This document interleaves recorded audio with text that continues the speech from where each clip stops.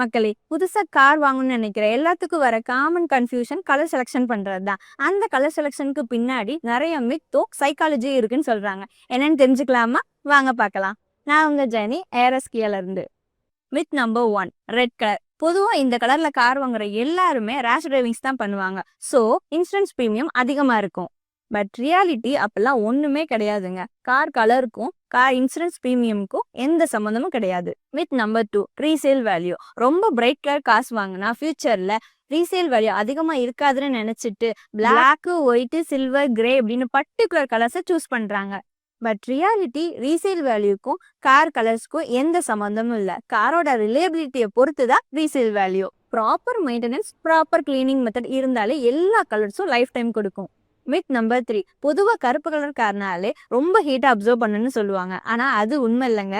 Outer பாடியோட temperature தான் differ ஆகுமே தவிர இன்டீரியர் டெம்பரேச்சர் பெரிய டிஃபரன்ஸ் இருக்காது. Next psychology.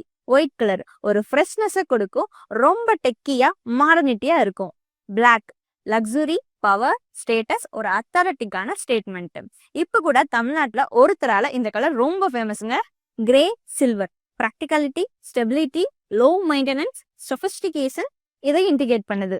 Blue and red uniqueness, peace, believe, intelligence, calm, energy, பேஷனை ரிஃப்ளெக்ட் பண்ணுது.